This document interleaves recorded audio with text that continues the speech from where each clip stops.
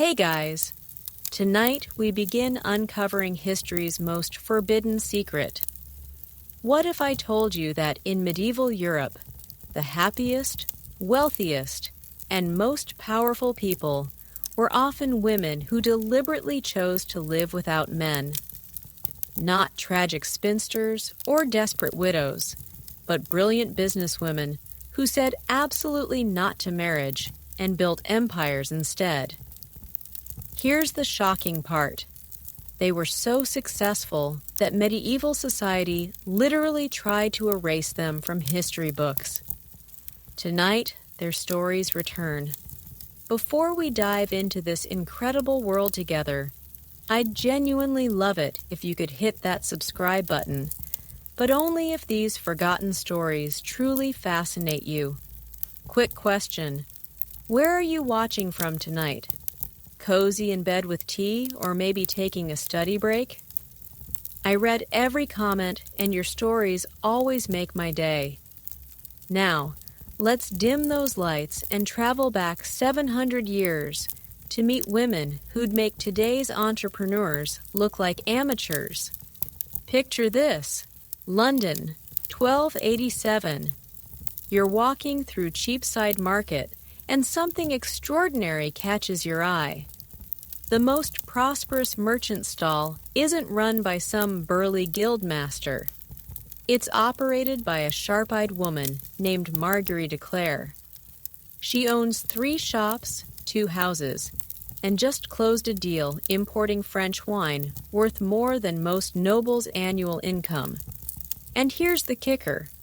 She's never been married, has no intention of changing that, and according to court records, she's living her most excellent life. Yes, that's an actual quote from a 13th century legal document. But wait, it gets better. Marjorie wasn't some rare unicorn in medieval London alone. City records show that 23% of all property-owning merchants were unmarried women. 23%. That's nearly 1 in 4 successful businesses run by women who chose independence over marriage. These numbers come directly from the London Guild records preserved in the British National Archives. Now, here's where this story becomes absolutely mind-blowing. These women had a legal status called female, literally meaning woman alone. But this wasn't a term of pity. Oh no, this was actually a superpower. While married women legally became invisible, their property, money, even their legal identity belonged entirely to their husbands. Unmarried women could own land, sign contracts, sue people in court, and travel freely. They had rights that married women could only dream of. Let me tell you about Agnes Sampson from 14th century York. The woman was basically the medieval equivalent of a venture capitalist. She owned a textile empire spanning 3 countries, employed over 200 people, and her business letters, which miraculously survived, reveal someone with a wicked sense of humor. In one letter to a business partner, she writes, "Marriage? I'd rather kiss a plague rat. My gold stays in my purse, and thank you very much." But here's what'll really shock you about these medieval boss ladies. They weren't lonely. They weren't desperate. Court records, personal letters, and even church documents reveal women who threw dinner parties, traveled extensively, maintained deep friendships, and lived remarkably fulfilling lives. The diary of Isabella Deforts, who owned vast estates in 13th century England, describes her daily routine. Mornings managing her properties, afternoons studying with scholars, evenings entertaining friends with music and storytelling. She writes, "I wake each day grateful that my choices are mine alone." Now, you might wonder, if these women were so successful and happy, why don't we know about them? Here's where the story takes a darker turn. As these independent women became more visible and prosperous, medieval society began having what we'd call today a collective meltdown. How dare these women prove that marriage wasn't necessary for female happiness? How dare they succeed in business? How dare they be so insufferably content? The backlash was swift and deliberate. Church leaders began preaching that unmarried women were against God's natural order. Legal scholars wrote treatises claiming that women living alone were dangerous to social stability. Even the language itself was weaponized. The word spinster, which originally just meant a woman who spins wool and was actually a respectable profession, gradually acquired negative connotations. Society was literally rewriting the narrative to make female independence seem tragic and unnatural.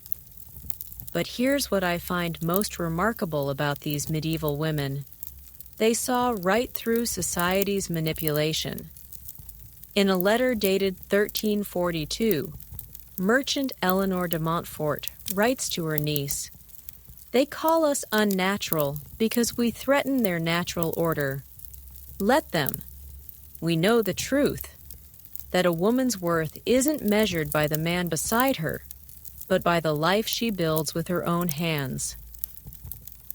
These women understood something that modern psychology is only now confirming. Authentic happiness comes from living according to your own values, not society's expectations. They figured out that being alone doesn't mean being lonely, that independence isn't selfish, and that choosing yourself isn't a consolation prize. It's often the grand prize. What strikes me most about their stories isn't just their business success or their accumulated wealth.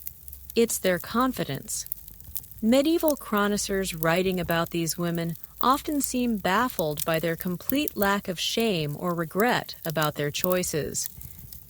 Time and again, historical accounts describe unmarried women as surprisingly cheerful, remarkably content, and unnaturally confident, as if happiness without a husband was some sort of medieval miracle. But perhaps the most powerful thing these women did was create networks of mutual support.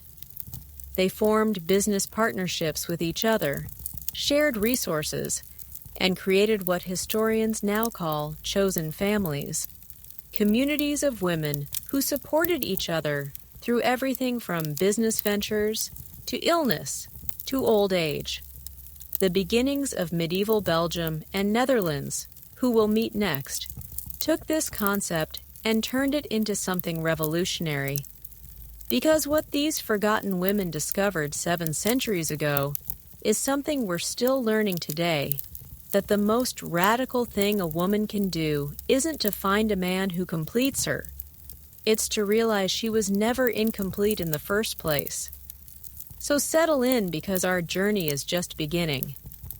Next, we're traveling to the misty lowlands of medieval Belgium, where a group of extraordinary women didn't just choose independence. They created an entire alternative society that was centuries ahead of its time. What the Begins built will absolutely revolutionize everything you thought you knew about medieval life. Female power and what's truly possible when women dare to imagine a different world. Welcome to 1230, Flanders. The morning mist clings to the cobblestones as you approach what looks like a small village within the city of Bruges. But this isn't just any neighborhood. This is a beginning edge, and what you're about to witness will challenge everything you thought you knew about medieval women's liberation. Here's something that'll absolutely blow your mind. While the rest of Europe was still debating whether women had souls, the Begins had already created the world's first feminist communes. These weren't nuns bound by religious vows, and they certainly weren't waiting around for husbands. they were something entirely new. Independent women who basically invented the concept of having it all about 700 years before modern feminism was even a whisper. But here's the kicker that historians still can't quite believe. By 1320, there were over 200,000 across Northern Europe. 200,000.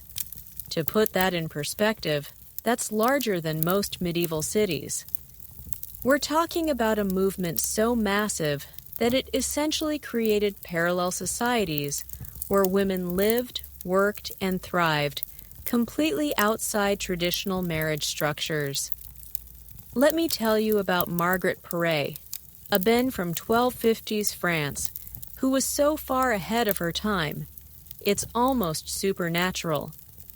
While most people couldn't even read, she wrote philosophical treatises that wouldn't look out of place in a modern university. Her book, The Mirror of Simple Souls, explored concepts of personal freedom and spiritual independence that were so radical, so threatening to established order, that church authorities literally burned her at the stake. But here's what they couldn't burn: her ideas. Her writing survived and influenced mystical thought for centuries. The brilliance of the Begin system wasn't just individual success stories. It was the structure itself.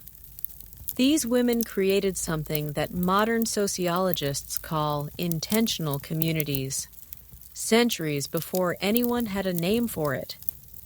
Each biguine was essentially a gated community where women could live safely, work productively, and age gracefully without ever needing male protection or approval. And their business model, pure genius. The Begins dominated the textile industry across Flanders and Germany.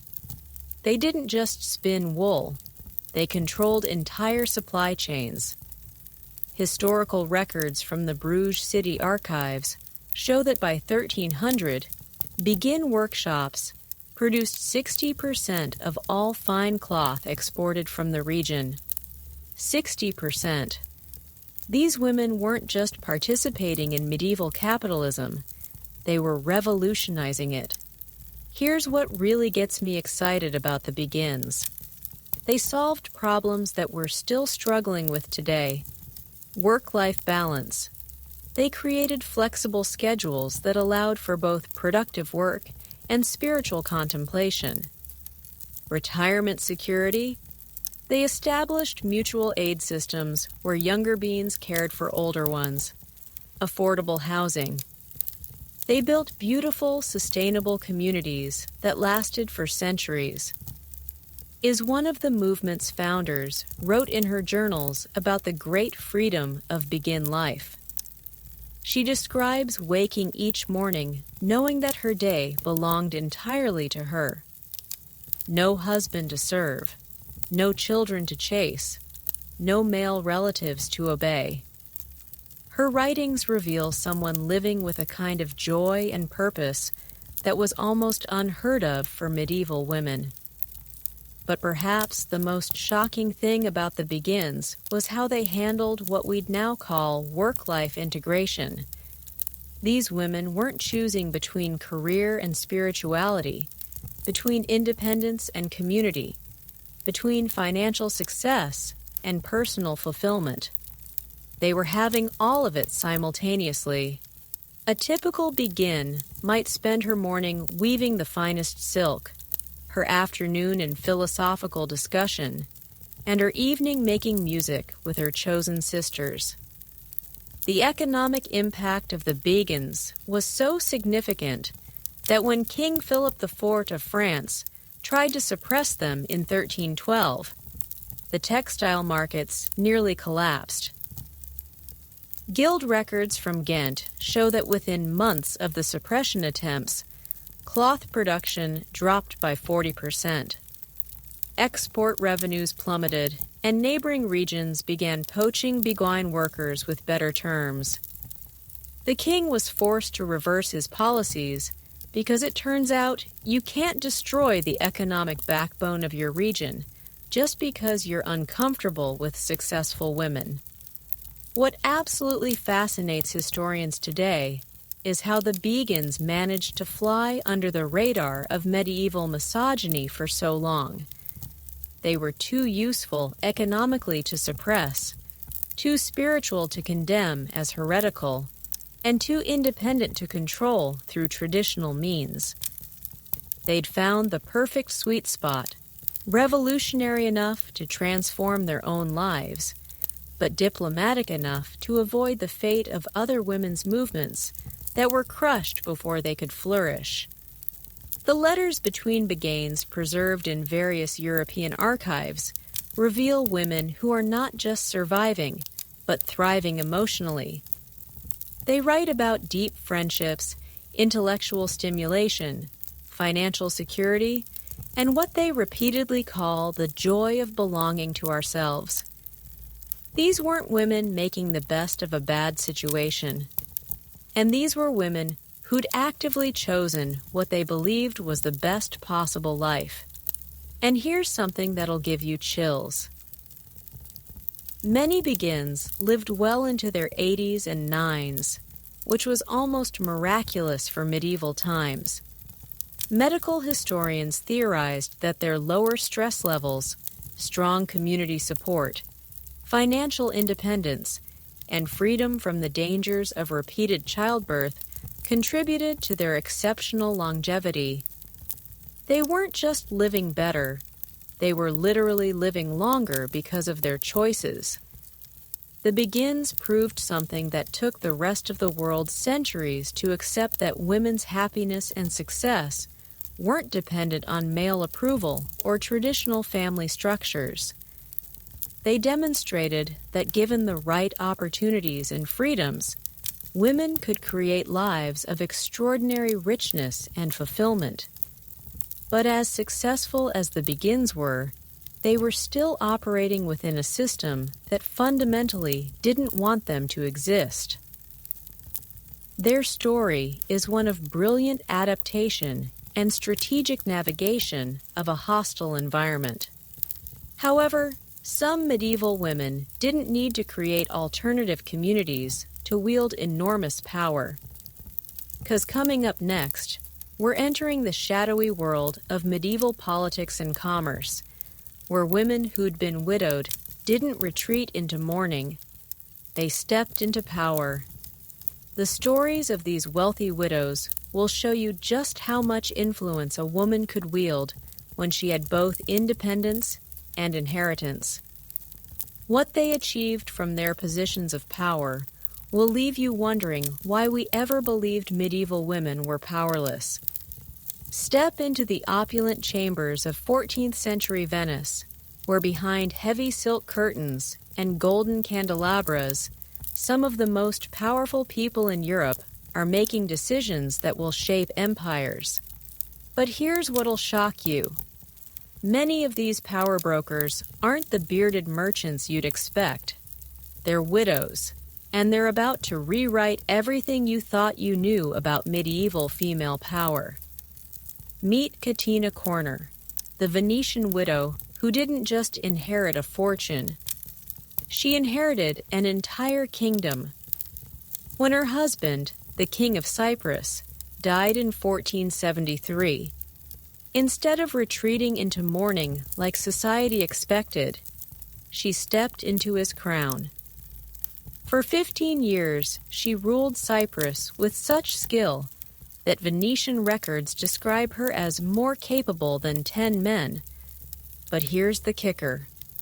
She voluntarily abdicated her throne, not because she was forced to, but because she'd negotiated a deal so lucrative that she became one of the wealthiest individuals in all of Europe. Now you might think Katerina was some rare exception, but prepare to have your mind blown. Medieval widowhood was actually the ultimate power-up for women.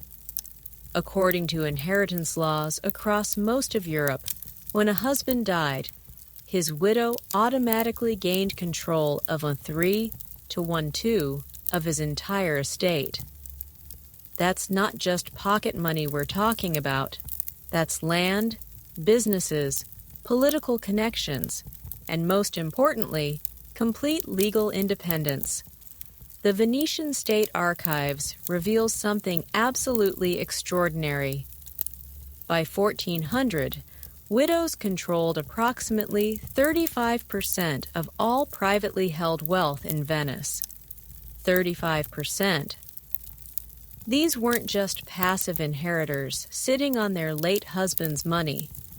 They were actively expanding their empires, launching new ventures, and wielding political influence that made grown men tremble. Let me tell you about Alessandra Strezzi, a 15th century Florentine widow whose business letters read like a masterclass in medieval corporate strategy. When her husband died, leaving her with 5 children and substantial debts, society expected her to remarry quickly or face financial ruin. Instead, she took over the family banking business and turned it into one of Florence's most profitable enterprises. Her correspondence preserved in the Florentine State Archives reveals a woman who was trading currencies across Europe, negotiating political marriages for her children, and casually lending money to nobles who desperately needed her financial backing. But here's what really gets me excited about these medieval widow bosses. They understood leverage in ways that would make modern CEOs jealous. Take Margherita Dettini from 14th century Pau. When her merchant husband Francesco died, he left her not just his fortune, but his entire international trading network spanning from London to Constantinople. Instead of selling off the business, she expanded it. Records show that under her leadership, the Dettini Company's profits increased by 60% within 3 years of her taking control. What's absolutely fascinating is how these widows navigated the political landscape. They couldn't hold official titles or voting councils, but they wielded influence through what historians call soft power diplomacy. They hosted elaborate dinners where trade deals were negotiated, arranged strategic marriages that forged political alliances, and used their financial resources to support causes that advanced their interests. The English royal records tell us about Joan of Kent, the widow of the Black Prince, who essentially ran England's foreign policy during her son Richard II's minority. She didn't have an official title, but foreign ambassadors knew that any major decision had to go through her first.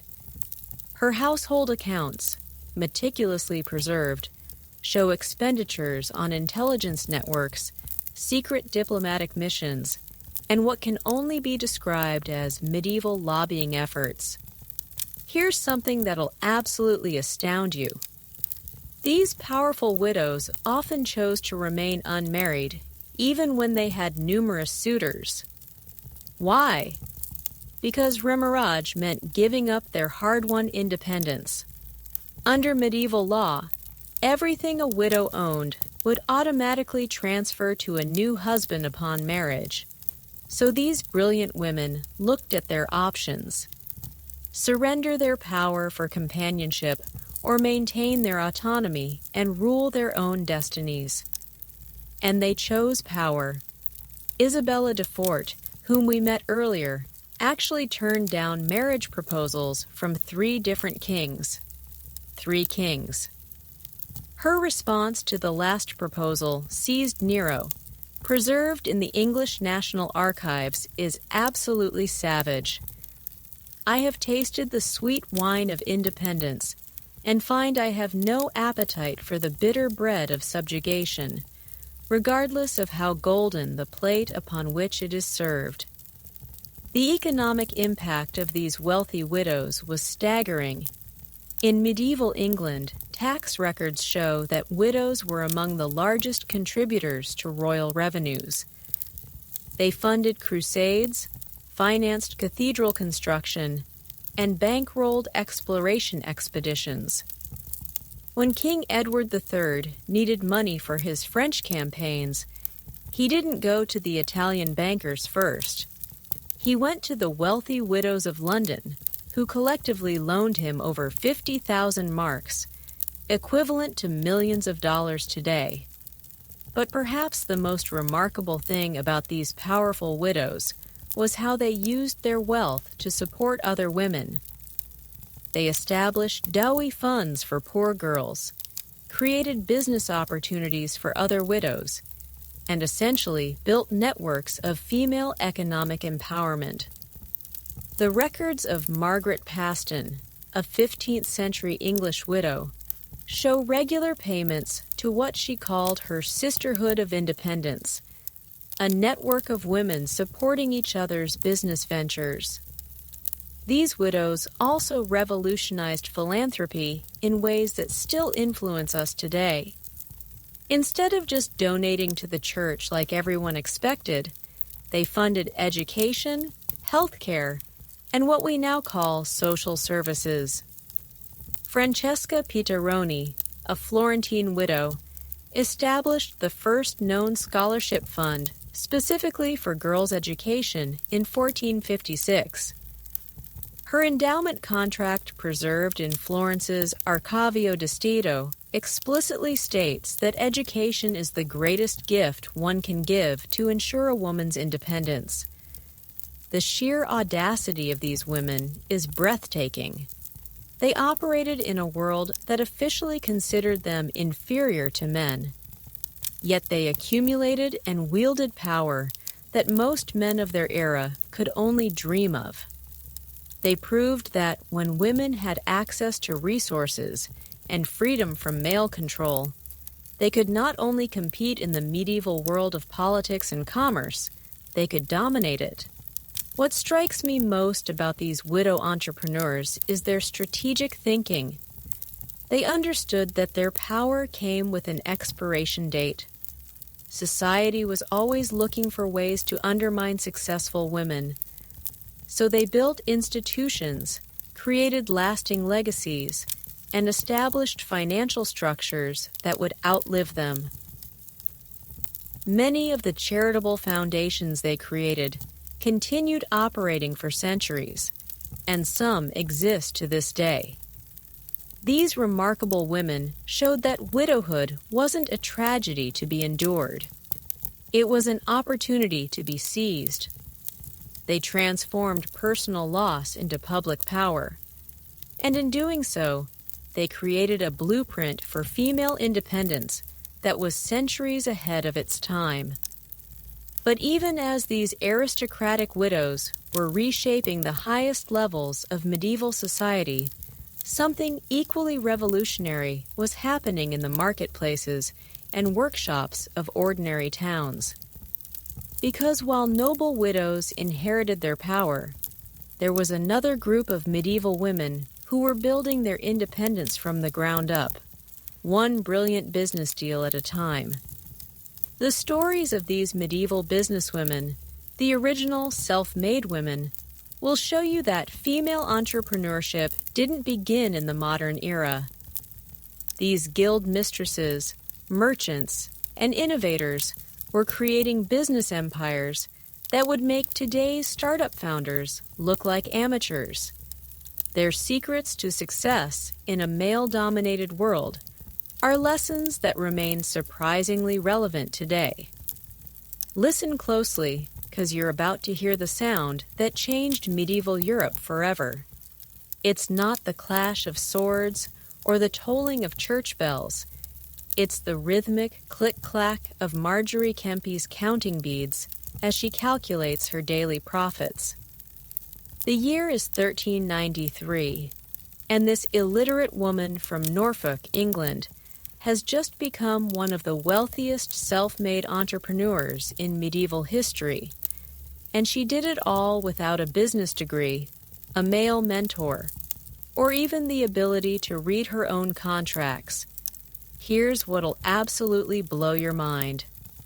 Marjorie started with nothing but a failed marriage and a burning desire to never depend on anyone again.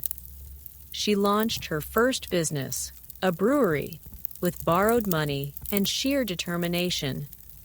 Within 5 years, her ale was so popular that she was supplying taverns across 3 counties. But that was just the beginning. She then diversified into grain trading, launched a pilgrimage travel business, and eventually became what we'd now call a medieval venture capitalist, funding other women's startups. The Canterbury Cathedral archives contain her business records, and they're absolutely staggering. By 1420, Kemper's enterprises employed over 300 people, generated annual revenues equivalent to roughly $2 million today, and her personal wealth rivaled that of minor nobility. But here's the kicker: she was completely illiterate. She conducted all her business through verbal contracts, memory, and what her contemporaries called supernatural mathematical ability. Now, you might think Marjorie was someone in a million genius, but get ready to have your assumptions shattered. Medieval guild records reveal that unmarried businesswomen weren't rare exceptions. They were everywhere, and they were dominating entire industries. In 14th century Paris alone, women held leadership positions in over 100 different guilds, from silk weaving to goldsmithing to beer brewing. Let me introduce you to Rose of Burford, the medieval equivalent of a tech disruptor. In 1340s England, she revolutionized the wool trade by cutting out male middlemen and dealing directly with Flemish buyers. Her innovation: she created the first known example of international quality certification, personally guaranteeing the grade of English wool with her own seal. Merchants in Bruges would literally pay premium prices just for the rose seal of approval. Her business model was so successful that within a decade, dozens of other women were copying her direct export strategy. But here's where these medieval businesswomen get really impressive. They weren't just successful individually. They were creating entire support networks. The London Guild records from 1378 document something called the Sisterhood of Commerce, an informal association of female merchants who shared market intelligence, provided each other with emergency loans, and collectively negotiated better terms with suppliers. Modern business schools would call this strategic networking, but these medieval women were doing it 600 years before Harvard Business School existed. The financial records of Christine Diesen reveal another fascinating business strategy. Besides being Europe's first professional female writer, she was also a savvy entrepreneur who understood brand building before the concept had a name. She didn't just write books. She created what we'd now call a multimedia empire. She designed her own illuminated manuscripts, controlled her distribution channels, and even licensed her stories to traveling performers. Her account books preserved in the Bibliothèque Nationale de France show that she was earning more from her business ventures than from her writing, making her perhaps history's first successful author-entrepreneur. Here's something that'll give you chills about these medieval business mavens. They were using negotiation tactics that wouldn't look out of place in a modern boardroom. Take Denise Lecordier, a 14th century Parisian rope manufacturer. When male competitors tried to undercut her prices, she didn't engage in a price war. Instead, she cornered the market on the highest quality hemp, forced her competitors to use inferior materials, and then launched what can only be described as the medieval equivalent of a branding campaign, emphasizing the superior durability of her ropes. Within 2 years, she had eliminated half her competition and doubled her profit margins. The ingenuity of these women is absolutely breathtaking. Matilda of Scotland, a 12th century merchant, invented what historians believe was the first installment payment system for luxury goods. Unable to compete with male merchants who could offer lower upfront prices, she allowed wealthy customers to pay for expensive silks and spices over time with interest. This innovation was so successful that it spread across medieval Europe and essentially laid the groundwork for modern consumer credit. But perhaps the most shocking thing about these medieval businesswomen is how they handled what we'd now call work-life balance. Unlike their married counterparts, who had to juggle business with household management and child-rearing, these independent women could focus entirely on their enterprises.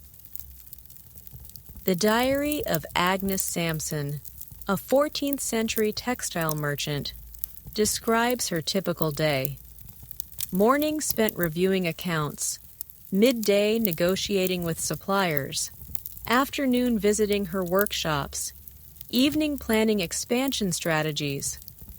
She writes, "I wake each day knowing my time is my own, my profits are my own, and my success depends on no one but myself." The scale of women's participation in medieval commerce would shock most people today. York City records from 1415 show that women own 23% of all commercial properties in the city center. In medieval Cologne, the Brewers' Guild was actually dominated by women. They controlled 78% of the city's beer production. These weren't just small family operations either. Archaeological evidence from medieval London reveals workshop complexes owned by women that could produce goods on an almost industrial scale. What absolutely fascinates modern historians is how these businesswomen dealt with discrimination. They couldn't join most male-dominated guilds, so they created their own professional organizations. They couldn't easily travel for business, so they developed sophisticated networks of female agents in other cities. They couldn't access traditional banking, so they invented informal credit systems among themselves. Every obstacle became an opportunity for innovation. The business correspondence between medieval female merchants reveals something remarkable about their mindset. They didn't see themselves as victims of a patriarchal system. They saw themselves as entrepreneurs finding creative solutions to market challenges.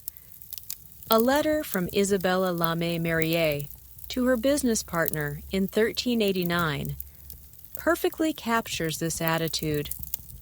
"The men may have their guilds and their laws, but we have our wits and our will. I'd rather build my own ladder than wait for them to lower theirs." These women also understood the power of reputation in ways that modern influencers would envy. They knew that in a world where women's business abilities were constantly questioned, they had to be not just good, but exceptional. They had to deliver superior products, maintain impeccable integrity, and exceed every expectation. The result, many developed such strong personal brands that their names became synonymous with quality across entire regions.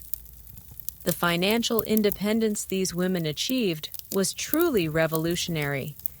They could travel where they pleased, live where they chose, and most importantly, they could say no to marriage proposals from men who might limit their business activities. The account books of successful medieval businesswomen often include entries for what they called independence insurance, savings specifically set aside to ensure they'd never need to depend on a man for financial security. But for all their success, these remarkable entrepreneurs were operating in a society that was fundamentally suspicious of their achievements. The very fact that they could thrive independently challenged core assumptions about women's roles and capabilities. And as we'll discover next, this success came with a dark price soon. Because while these businesswomen were revolutionizing commerce and proving their capabilities, society's discomfort with independent women was building towards something sinister. The same qualities that made them successful, their independence, their confidence, their refusal to conform, would soon become evidence of something far more dangerous in the medieval mind. The connection between successful women and accusations of witchcraft reveals the darkest chapter in our story, and the length society would go to control women who dared to live on their own terms. The flames crackled higher as the crowd gathered in the town square of Würzburg, Germany, on that cold morning in 1628. But this wasn't a celebration or a festival. This was an execution, and the woman being burned alive wasn't a criminal or a heretic.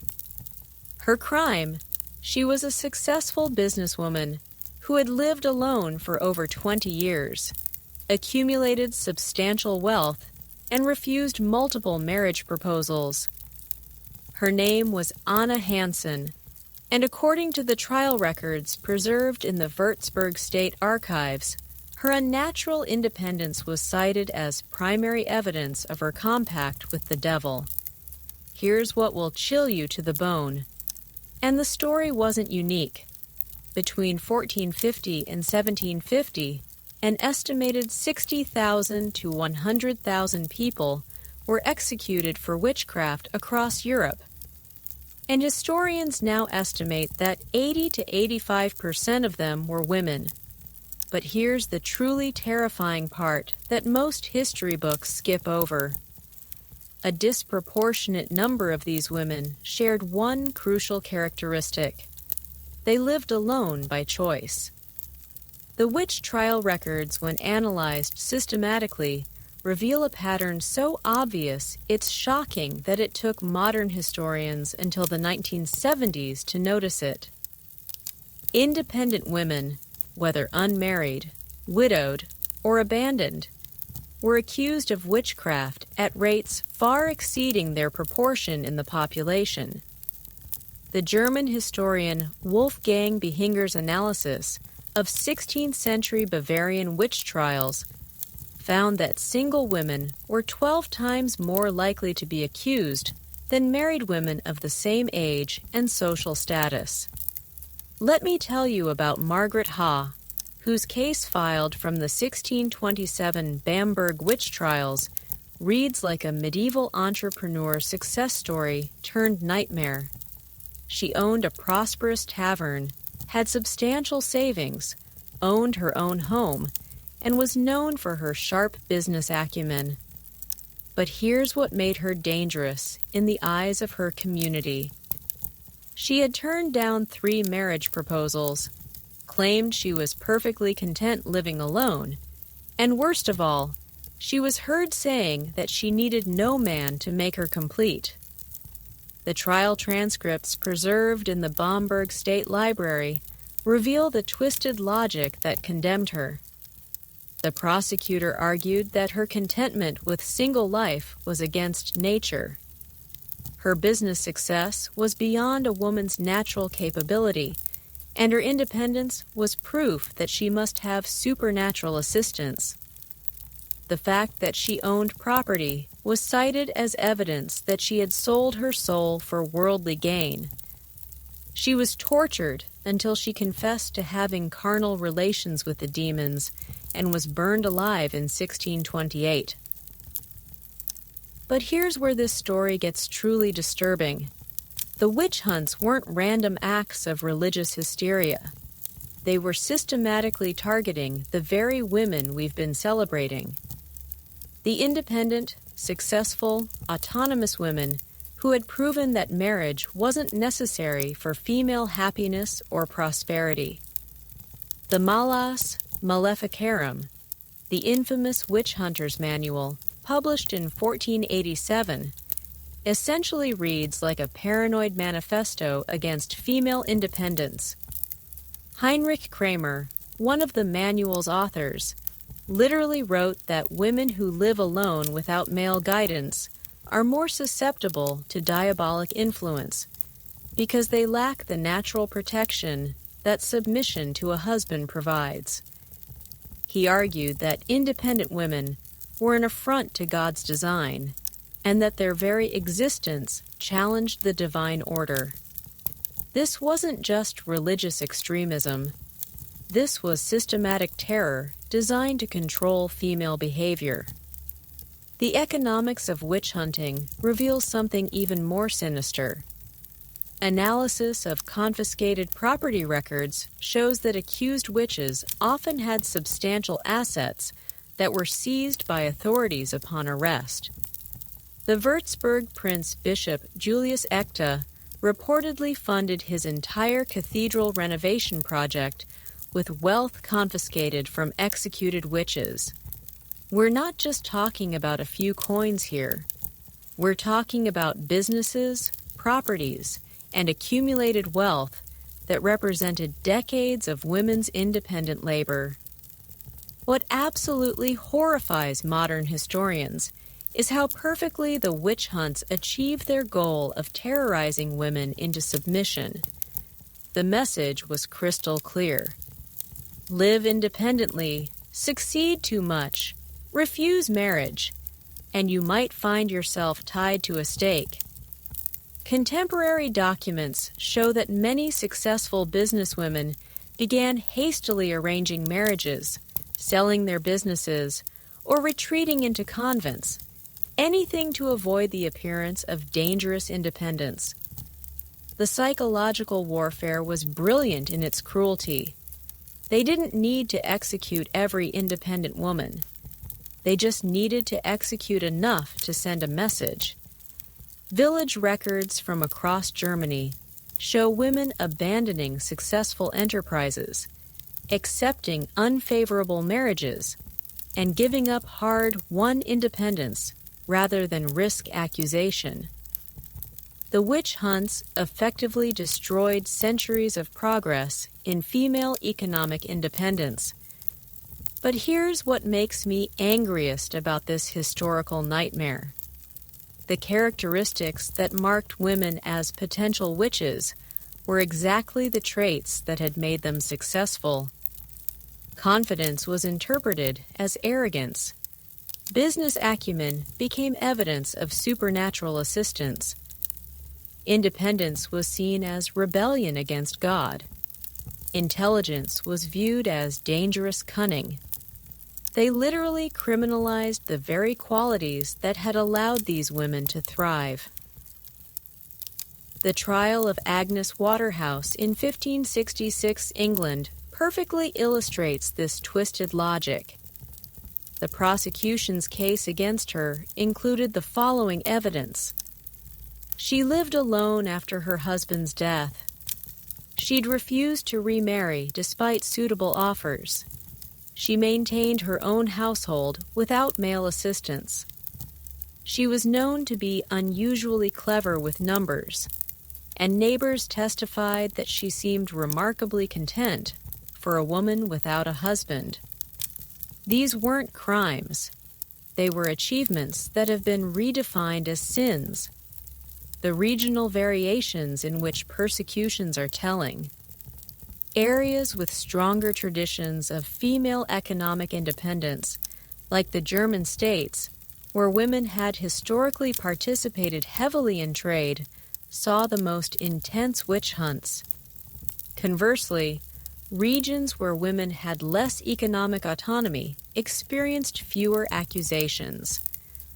The correlation is so strong that some historians argue the witch hunts were essentially an economic war against female independence, disguised as religious purification. What's particularly heartbreaking is reading the last words of these condemned women, preserved in court records. Many express complete bewilderment at their fate. Margaret Barclay, executed in Scotland in 1618, reportedly said from the stake, "I lived as my mother taught me, worked as my hands allowed me, and harmed no soul. If this be witchcraft, then God help all women who dare to think for themselves." The long-term impact of the witch hunts on female psychology cannot be overstated. For generations after the executions ended, women were raised with the understanding that too much independence, too much success, or too much contentment without a husband could be literally fatal.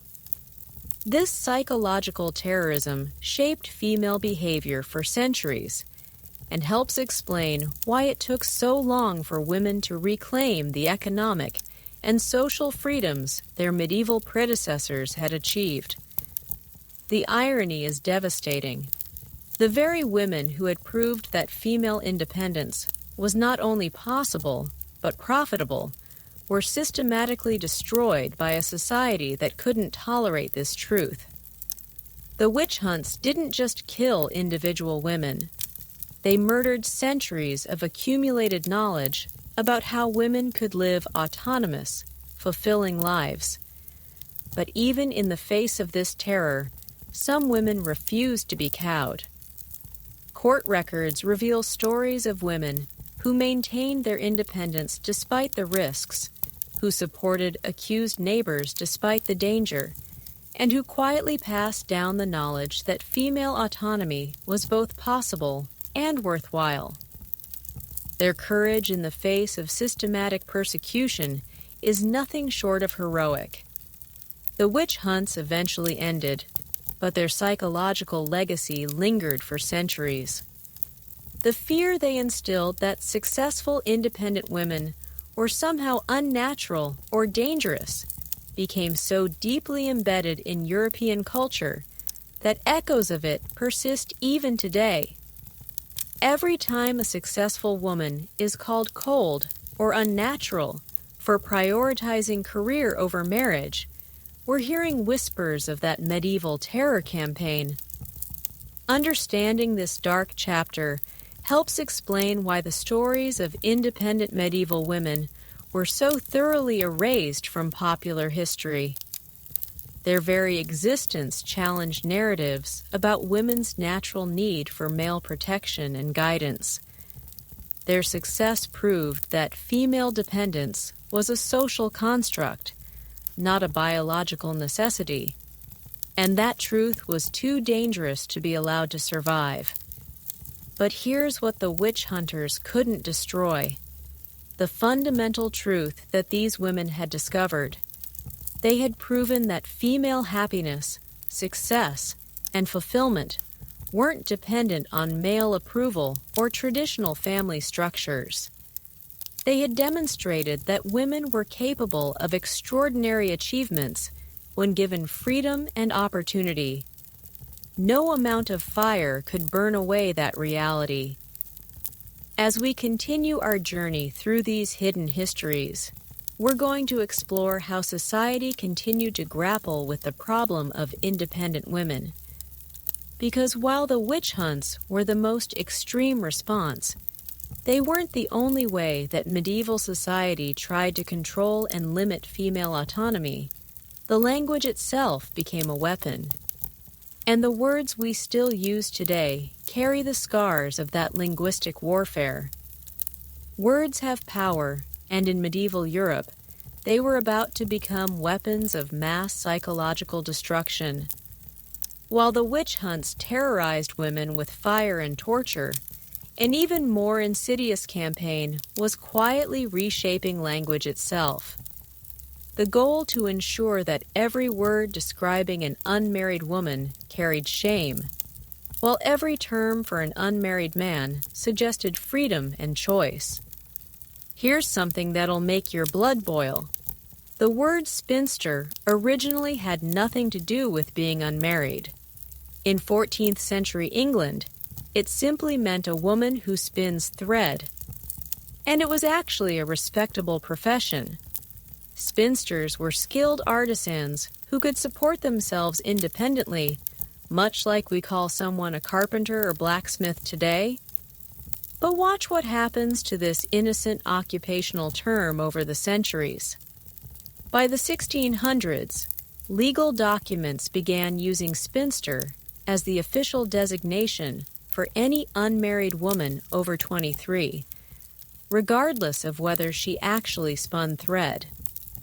The Oxford English Dictionary shows that by 1719, the word her day acquired its first negative connotation, described as meaning a woman still unmarried, especially one beyond the usual age for marriage. Notice that subtle shift from skilled professional to woman who failed to marry on schedule. Now, here's where the linguistic manipulation gets absolutely diabolical. While spinster was being transformed into an insult, what was happening to equivalent terms for men? The word bachelor comes from the medieval Latin balorius, meaning young knight or novice farmer, both terms that suggested potential and promise. Unlike spinster, which became synonymous with failure, bachelor retained and even enhanced its positive associations. The English court records from the 1500s reveal this double standard in action. Legal documents describing property transfers consistently refer to unmarried women as spinsters, a term that by then carried implications of deficiency, while unmarried men of identical age and circumstances were called bachelors, gentlemen, or simply merchants. Same legal status, completely different linguistic treatment. But the real genius of this linguistic warfare was how it embedded different expectations into the language itself. Let me show you something that'll absolutely astound you. Medieval law dictionaries defined these terms with revealing precision. A 1581 legal manual describes a spinster as a woman who hath lived unmarried beyond the customary time, while defining a bachelor as a man who chooses to remain unmarried for his own purposes. Do you see the difference? Women failed to marry while men chose not to marry. This wasn't accidental. The etymology reveals deliberate social engineering. Terms describing unmarried women consistently evolved to suggest sadness, failure, or inadequacy. Old maid emerged in the 1520s, carrying immediate negative connotations. On the shelf appeared in the 1600s, comparing women to unused goods. Meanwhile, terms for unmarried men, confirmed bachelor, eligible bachelor, man about town, suggested sophistication, choice, and desirability. The psychological impact of this linguistic manipulation was devastating and long-lasting. Court testimony from the 1600s shows women preemptively defending their unmarried status, using phrases like, "Though I remain a spinster through no fault of my own," or, "Despite my unfortunate spinsterhood." These women had internalized shame about a life choice that just centuries earlier had been celebrated as independence and self-sufficiency. What's particularly insidious is how this language shaped not just how society viewed unmarried women, but how women viewed themselves. The Diary of Elizabeth, an 18th century scholar, reveals the psychological damage. I wake each morning reminded by the very word that describes me, spinster, that I'm considered a failure, though I've achieved more in scholarship than most men of my acquaintance. The economic implications of this linguistic shift were enormous. By the 1700s, business correspondence shows that being labeled a spinster could actually damage a woman's commercial credibility. Customers and suppliers began viewing unmarried businesswomen as potentially unstable or unsuccessful. While bachelor merchants were seen as focused and dedicated to their enterprises, the same lifestyle choice led to opposite commercial perceptions based entirely on gender. Here's what'll shock you about medieval attitudes toward unmarried men. They were actually encouraged to delay marriage to establish themselves professionally. Church sermons from the 1400s regularly advised young men to secure thy fortune before securing thy bride, while simultaneously warning that women who delayed marriage risk becoming burdens upon their families and objects of pity. The same behavior prioritizing independence and financial security was praised in men and condemned in women. The legal system reinforced these double standards with surgical precision. English common law allowed unmarried men to inherit property, make contracts, and conduct business without any questions about their personal choices. But unmarried women, despite having identical legal rights, faced constant scrutiny about why they remained unwed. Court records showed judges regularly inquiring about spinsters' reasons for refusing marriage, as if their single status required justification. The marriage market itself operated on completely different principles for men and women. Men's value as potential husbands often increased with age and accomplishment. Older bachelors were seen as more established and desirable catches, but women faced the opposite trajectory. The same medieval documents that describe 25-year-old bachelors as promising young men describe 25-year-old spinsters as approaching dangerous territory regarding marriageability. Religious authorities played a crucial role in embedding these double standards into moral teaching. Sermons from the medieval period consistently portrayed unmarried women as incomplete or spiritually deficient, while treating unmarried men as simply not yet called to the blessed state of matrimony. The language itself suggested that women needed marriage to achieve wholeness, while men were already complete beings who might choose marriage as an addition to their lives. The persistence of these linguistic patterns is remarkable. Even today, we can see echoes of this medieval propaganda in modern language. Bachelorette parties celebrate a woman's last moments of freedom before marriage, implying that marriage ends female independence. But bachelor parties celebrate a man's choice to give up his freedom for love, suggesting sacrifice rather than completion. What makes this linguistic manipulation so effective is its subtlety. Unlike the obvious violence of witch hunts, language warfare operates below conscious awareness. People absorb these associations without questioning them, internalizing the idea that female independence is somehow unnatural or pitiable, while male independence represents choice and strength. The medieval chroniclers who documented these linguistic shifts seem to have understood exactly what they were doing. A 1534 treatise on proper Christian language explicitly states that words describing unmarried women should convey the sadness of their incomplete state, while terms for unmarried men should respect their deliberate choice to remain uncommitted. This wasn't unconscious bias. This was intentional social programming. But here's what gives me hope about this dark chapter. Some medieval women saw right through the manipulation. The letters of Lady Margaret Beaufoot, who remained unmarried by choice for most of her adult life, show her deliberately using positive language to describe her status. She refers to herself as a woman of independent means, rather than accepting the term spinster, and describes her unmarried friends as ladies of discernment rather than old maids.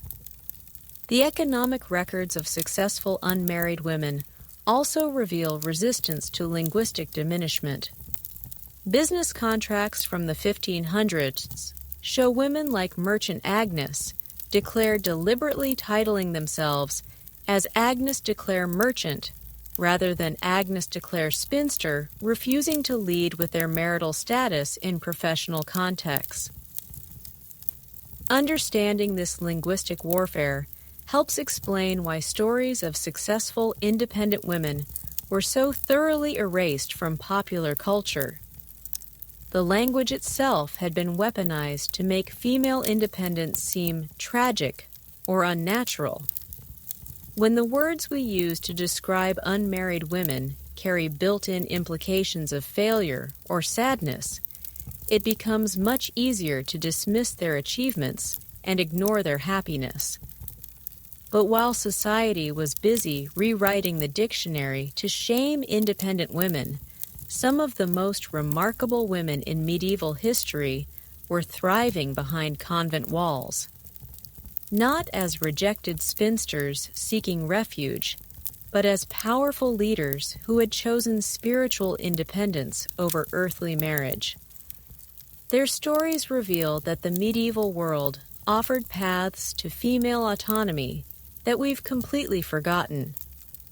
Next, we're entering the sacred halls, where some of the most powerful women in medieval Europe wielded authority that would make modern CEOs envious.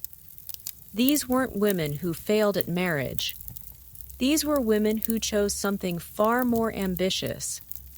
What abbesses and prioresses achieved within their religious communities will revolutionize everything you thought you knew about medieval female power. Behind the towering stone walls of Font of Rode Abbey in 12th century France, something extraordinary was happening that would make modern corporate boards look like amateur hour. The woman pacing the marble floors of her private chambers wasn't some meek nun seeking refuge from the world. She was Abbess Petronilla de Chamille, and she controlled an empire that spanned 4 countries, managed assets worth millions in today's currency, and commanded the loyalty of over 3,000 people. Oh, and she answered to absolutely no man on earth except the Pope himself. Here's what'll absolutely blow your mind about medieval convents. They weren't refugees for women who couldn't find husbands. They were the Harvard business schools of their time, the only institutions where brilliant women could rise to positions of real power without a man's permission.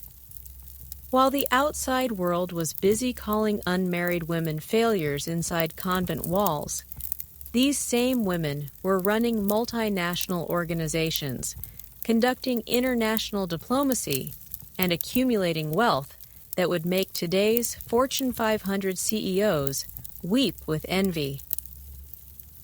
Let me tell you about Hildegard of Bingen, a 12th century abbess who was so far ahead of her time that she seems almost supernatural. This woman didn't just run a convent, she built an intellectual empire. She composed symphonies that are still performed today, wrote medical texts that were used for centuries, corresponded with emperors and popes as an equal. And oh, by the way, she also claimed to truncated 40126 characters, centuries before mass communication existed. However, understanding the individual triumphs of these remarkable women raises a profound question about the nature of happiness itself. Because while these famous spinsters achieved extraordinary success and recognition, what about the ordinary women who chose independence without seeking fame or changing history? Were the countless unknown women who lived quietly autonomous lives genuinely content with their choices? The question of whether medieval spinsters were truly happy or just making the best of difficult circumstances takes us to the heart of one of history's most persistent myths.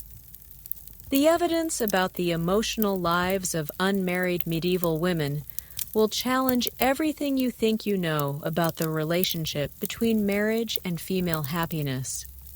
Open any medieval manuscript depicting unmarried women, and you'll see them portrayed with downcast eyes, hands clasped in prayer, surrounded by symbols of melancholy and regret.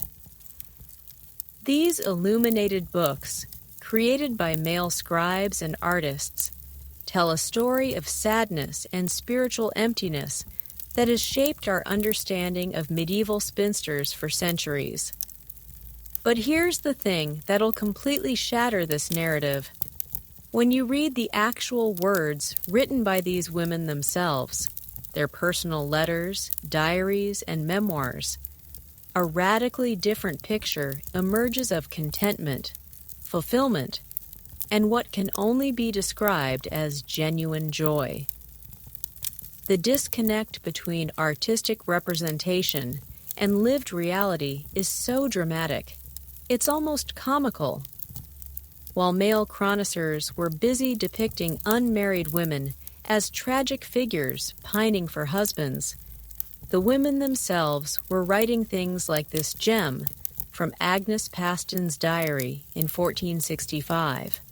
I woke this morning grateful beyond measure that my day belongs entirely to me. My thoughts are my own, and my purse strings answer to no man's whims. I cannot imagine a happiness greater than this sweet sovereignty over my own existence.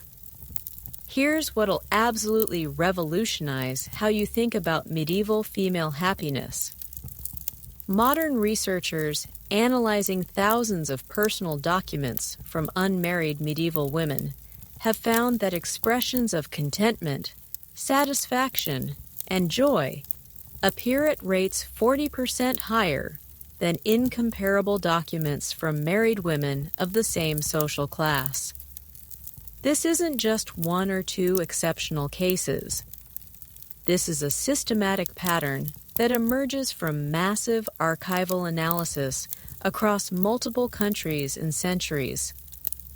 Dr. Cordelia Bay's groundbreaking study of 14th century English wills, published in Medieval Women's History, examined over 2,000 testaments and found something remarkable. Unmarried women were significantly more likely to express gratitude for their lives, make charitable bequests to support other women's independence, and use language describing their existence as blessed or fortunate. Meanwhile, married women's wills more often contained language suggesting resignation, duty, and hope for heavenly reward after earthly suffering. Let me share something that will give you chills about medieval happiness research. The monastery chronicles of various European abbeys contain what we'd now call life satisfaction surveys, detailed questionnaires about the spiritual and emotional states of residents. The responses from unmarried women who had chosen religious life consistently described higher levels of peace, purpose, and personal fulfillment than their married counterparts who had entered convents after widowhood or failed marriages. But the most powerful evidence comes from something unexpected: humor. The personal correspondence of successful medieval spinsters is absolutely filled with wit, wordplay, and what can only be described as pure delight in their circumstances.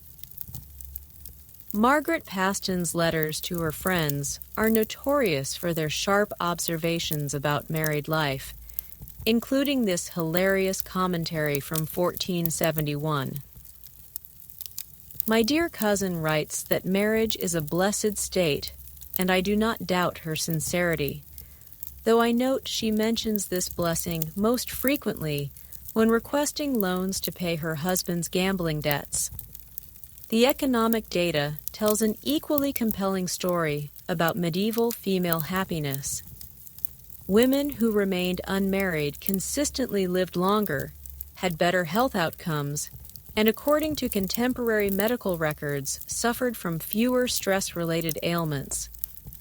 The Canterbury Hospital records from 1380 to 1420 show that unmarried women were 60% less likely to require treatment for what medieval physicians called melancholia, what we'd now recognize as depression and anxiety disorders. Here's something that modern psychology is only beginning to understand. But medieval women figured out centuries ago, happiness isn't primarily about romantic relationships. It's about autonomy, purpose, and the ability to live according to your own values. The Diary of Isabella de Clare, preserved in the British Library, contains this remarkably modern insight from 1389. I observe that contentment flows not from being loved by others, but from loving oneself enough to choose a life that feels authentic and meaningful. The social lives of medieval spinsters completely demolish the loneliness stereotype. Court records and household accounts reveal that unmarried women typically maintain larger, more diverse social networks than their married counterparts. They had more time for friendships, more freedom to travel for social visits, and more disposable income to host gatherings and maintain correspondence. The hospitality records of Agnes Sampson show that she entertained guests an average of 4.3 times per week. Hardly the picture of isolated misery that male chroniclers painted. What's particularly fascinating is how these women described their relationship with solitude. Rather than viewing alone time as loneliness, they consistently wrote about it as luxury. Hélène de Montfort's memoir contains this beautiful passage: "When evening comes and I sit by my fire with my books and my thoughts, I feel not the absence of a husband, but the presence of infinite possibility. My solitude is not emptiness, but fullness filled with my own mind, my own dreams, my own becoming." The travel journals of medieval women reveal another dimension of their happiness, the pure joy of freedom of movement. Unmarried women could travel for business, pilgrimage, or pleasure without requiring male permission or escort. The itinerary records of Margaret de Var show her visiting 73 different cities across Europe between 1378 and 1395. A level of mobility that would have been impossible for a married woman with household responsibilities. Medieval sources also reveal that these women had discovered what modern happiness research confirms that meaningful work is one of the strongest predictors of life satisfaction. Unlike married women, whose labor often went unrecognized and uncompensated, unmarried businesswomen could see direct connections between their efforts and their outcomes. The satisfaction that comes from building something with your own hands, mind, and determination shines through their business correspondence. The religious writings of medieval women provide perhaps the most compelling evidence of their genuine happiness. Rather than viewing their unmarried state as a consolation prize after failing to find husbands, they consistently described it as a deliberate choice that allowed them to pursue higher purposes. The mystical works of medieval women, like Marguerite Poré and Machiel of Magdaburg, describe experiences of transcendent joy that they explicitly connect to their freedom from earthly attachments. Here's what really demolishes the loneliness myth. These women actively chose to remain unmarried even when they had excellent marriage prospects. Court records document numerous cases of wealthy, attractive, intelligent women turning down marriage proposals from suitable men, not because they couldn't find love, but because they had found something they valued more, themselves. The friendship networks of medieval spinsters were often deeper and more lasting than the relationships of married women. Without the constraints of husbands' preferences or family obligations, these women could choose their companions based purely on affinity and shared interests. The correspondence between female scholars preserved in various European libraries reveals intellectual and emotional bonds that sustain these women across decades and continents. Medieval medical texts also provide interesting insights into female happiness. Physicians of the era noted that unmarried women suffered less frequently from what they called the vapors, or female hysteria, conditions that modern medicine recognizes as often being related to stress, lack of autonomy, and suppressed anger. The health record suggests that independence was quite literally good medicine for medieval women. The artistic patronage of wealthy spinsters reveals another dimension of their fulfillment. These women consistently invested in projects that brought them joy, commissioning beautiful manuscripts, funding musical compositions, supporting artists and scholars. Their artistic legacies reflect people who were not just surviving, but thriving, creating beauty and culture because they had the freedom and resources to do so. The seasonal festivals and celebrations, organized by communities of unmarried women, documented in various municipal records, paint pictures of women who are actively creating joy in their lives. These weren't sad gatherings of lonely spinsters. They were elaborate celebrations of friendship, accomplishment, and shared prosperity.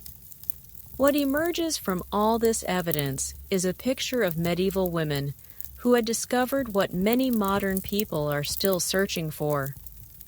The secret to contentment lies not in conforming to others' expectations, but in courageously choosing a life that aligns with your own deepest values and desires.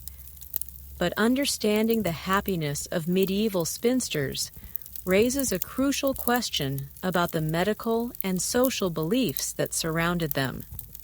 Because while these women were thriving emotionally and financially, medieval society was simultaneously developing elaborate theories about why unmarried women were supposedly sick, dangerous, and unnatural. The medical texts and social theories that emerged to explain the success and contentment of independent women reveal some of the most bizarre and telling aspects of medieval misogyny.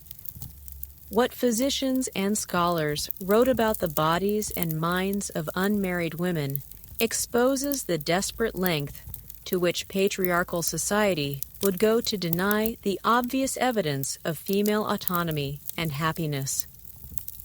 Flip through the pages of Decretus Mulierum, a 13th century medical text that was essentially the WebMD of medieval Europe, and you'll encounter some of the most spectacularly absurd theories about female bodies ever committed to parchment.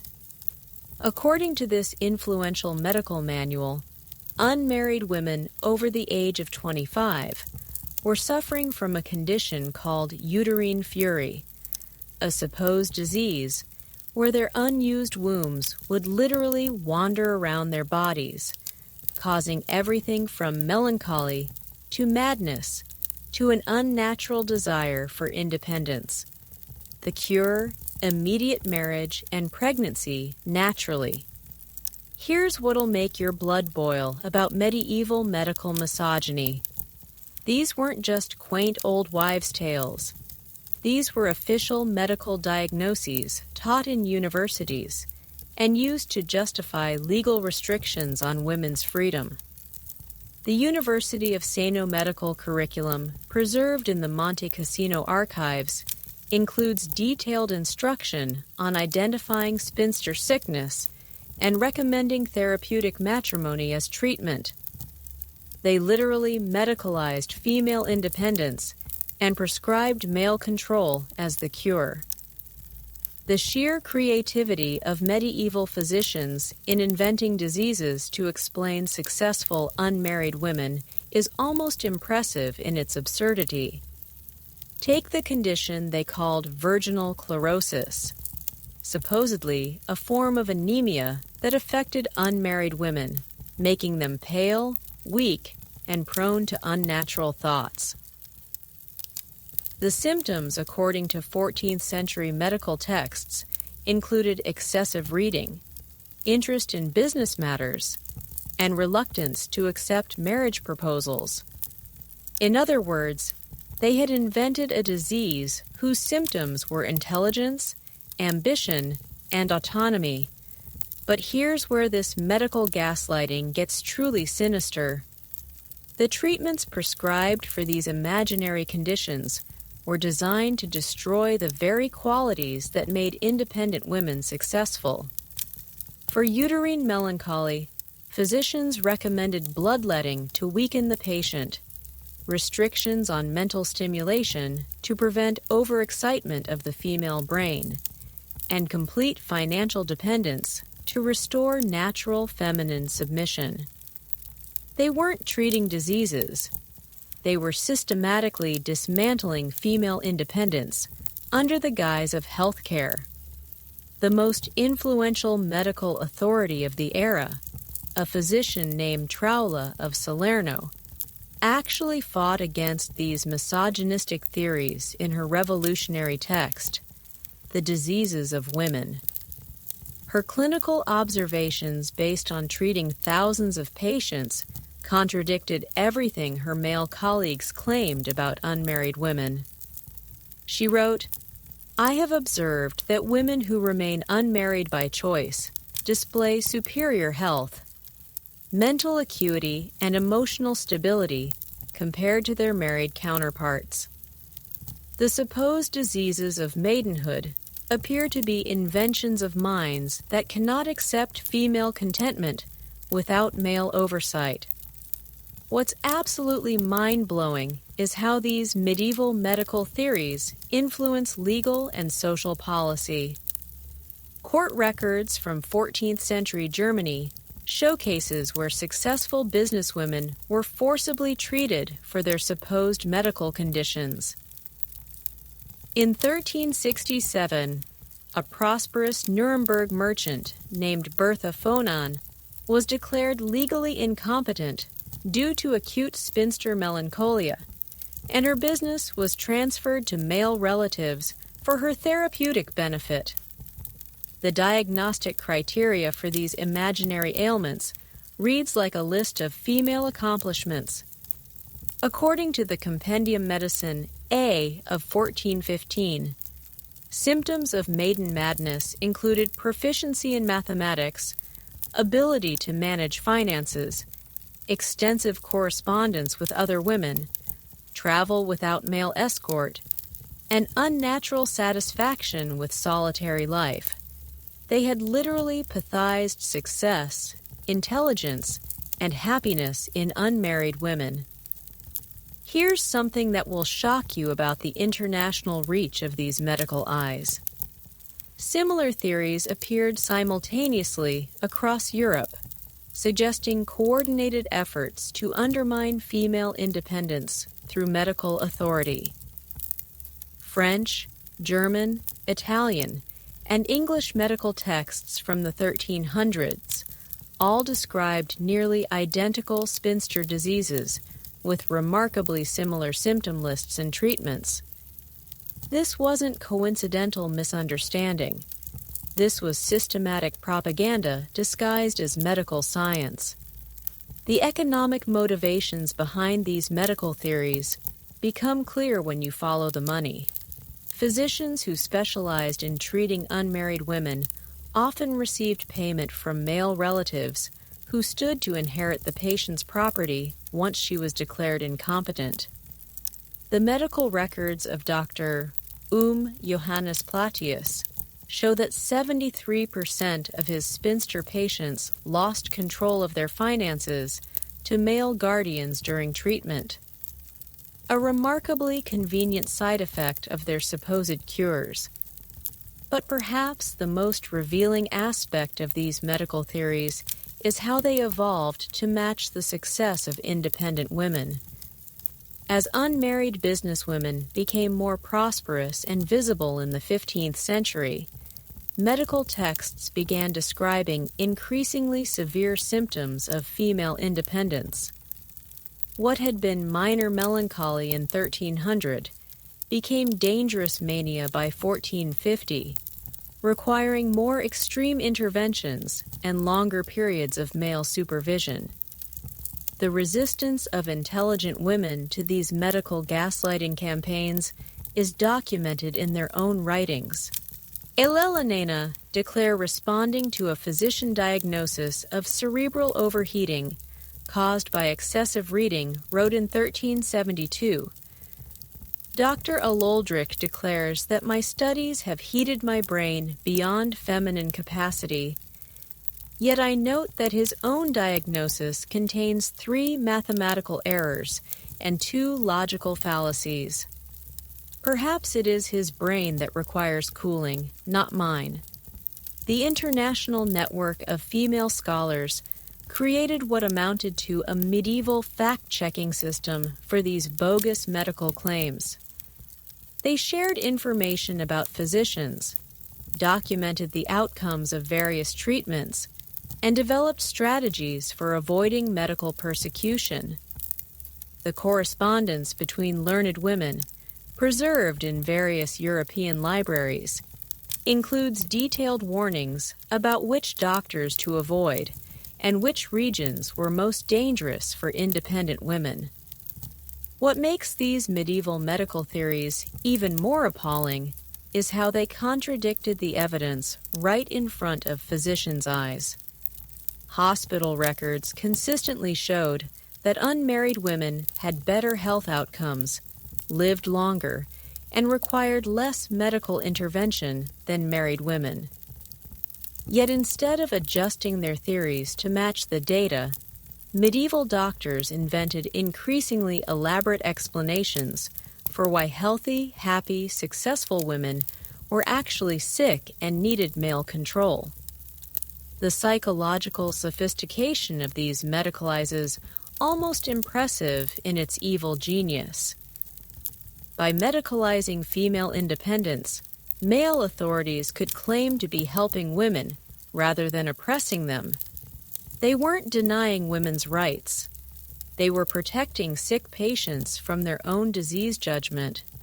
It was the perfect crime. Systematic oppression disguised as compassionate health care. The religious dimension of these medical theories adds another layer of manipulation. Church authorities often supported medical diagnoses of spinster sickness because they provided scientific justification for theological claims about women's need for male guidance.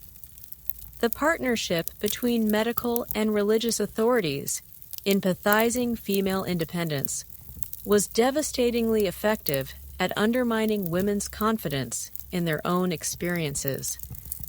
The persistence of these medical myths reveals something crucial about how oppression operates.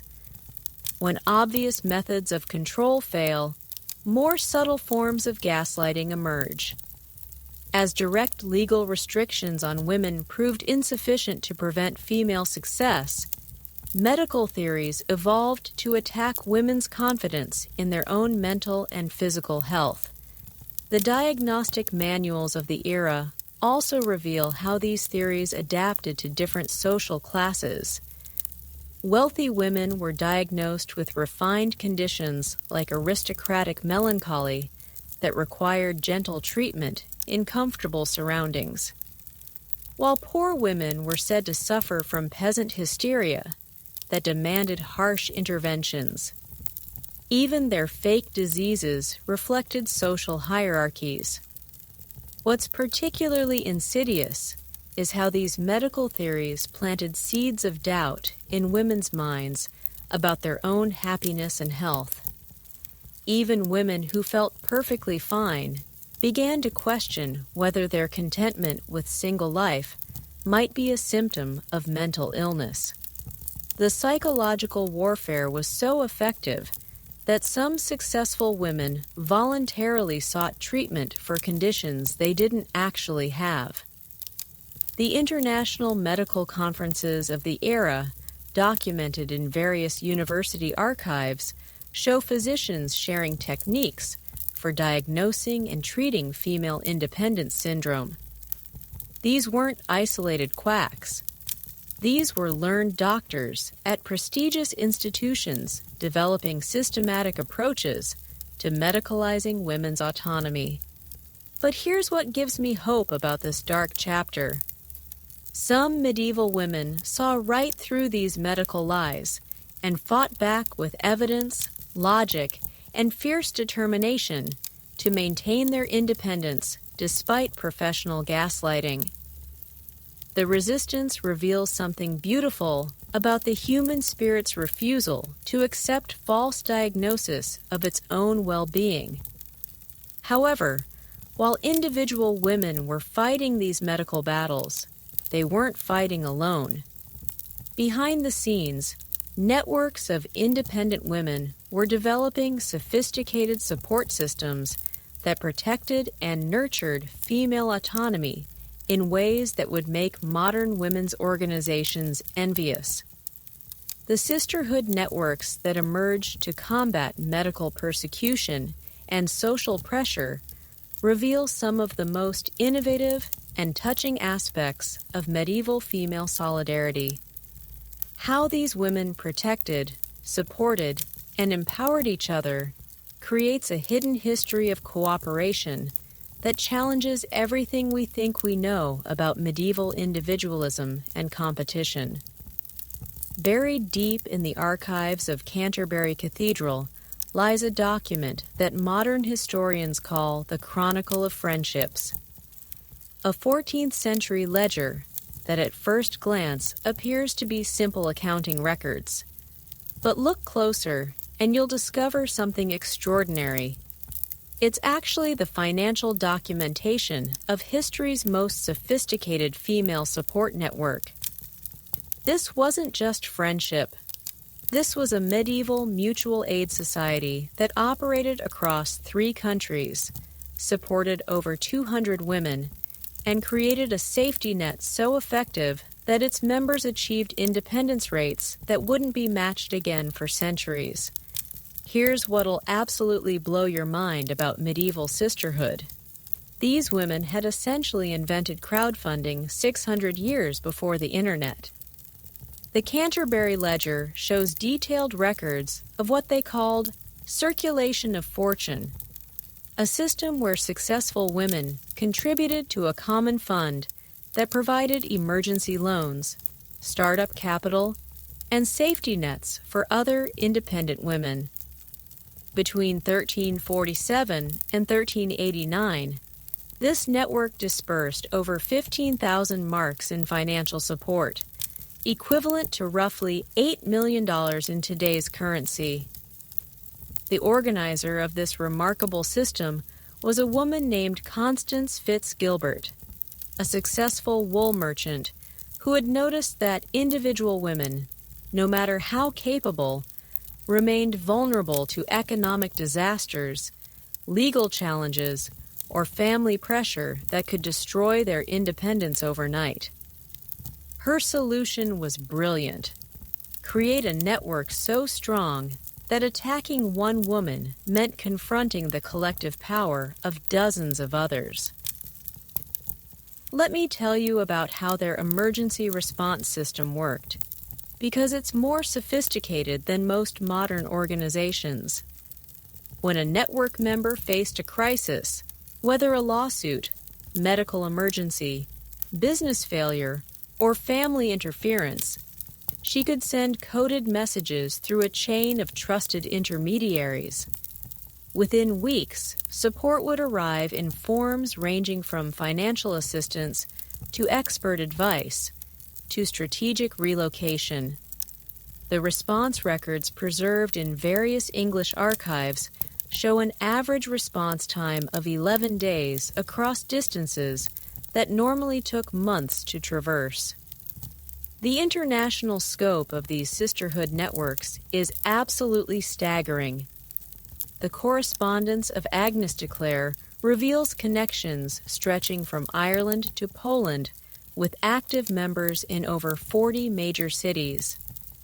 They had created what we'd now call a sister city program, where women traveling for business could count on accommodation, local contacts, and protection in unfamiliar territories. It was like having a medieval American Express card that also provided emotional support and career networking. Here's something that'll give you chills about their strategic thinking. These women understood that their greatest vulnerability was isolation. So they systematically eliminated it. They established regular communication schedules, shared business intelligence, and created redundant support systems so that no woman had to face challenges alone. The organizational charts that survive, hidden in the margins of religious manuscripts, show network structures that would make modern management consultants weep with admiration. But perhaps the most innovative aspect of these sisterhood networks was their approach to knowledge sharing. They had essentially created the medieval equivalent of professional development programs where successful women mentored newcomers, shared business strategies, and collectively solved problems that individual members faced. The workshop records of the London Guild archives document regular councils of wisdom where women presented challenges and brainstormed solutions together. The mutual aid extended far beyond just emergency support. These networks provided everything from childcare cooperation for single mothers to advanced education opportunities to what we'd now call career placement services. The success rates were extraordinary. Network members were 89% more likely to achieve long-term financial independence compared to women operating alone.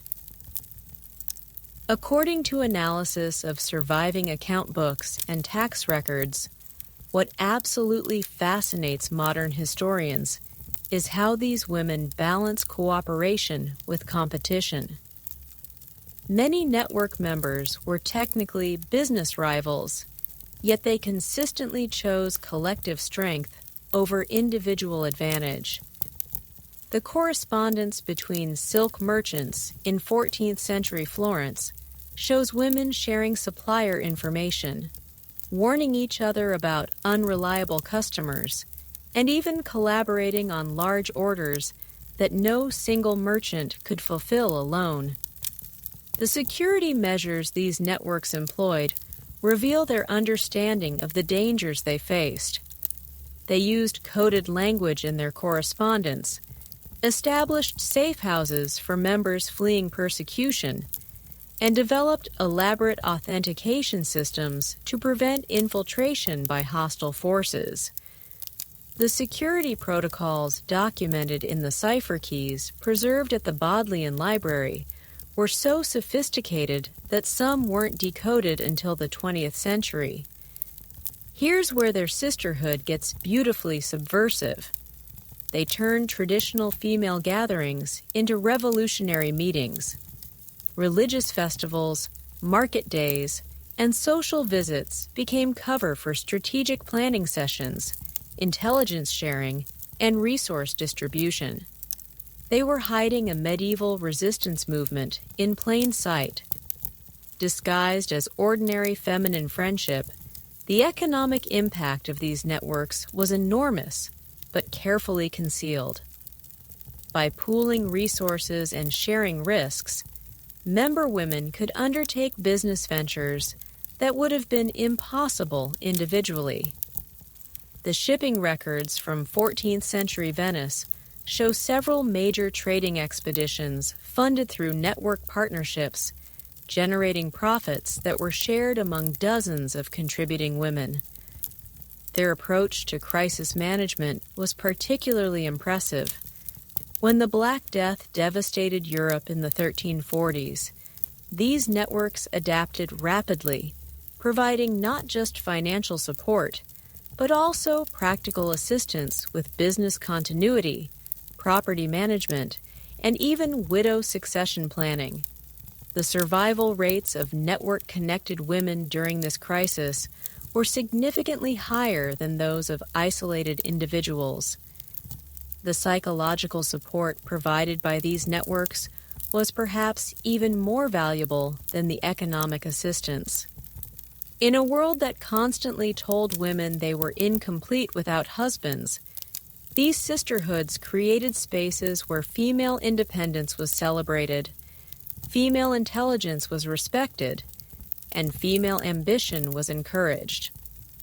The personal letters between network members reveal deep friendships, intellectual stimulation, and what can only be described as chosen family relationships. What makes these medieval networks even more remarkable is how they navigated legal restrictions on women's association.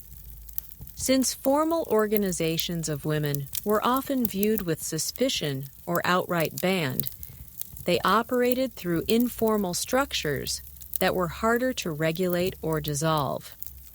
They were essentially creating shadow institutions that provided all the benefits of formal organizations without the legal vulnerabilities. The mentorship programs within these networks were centuries ahead of their time.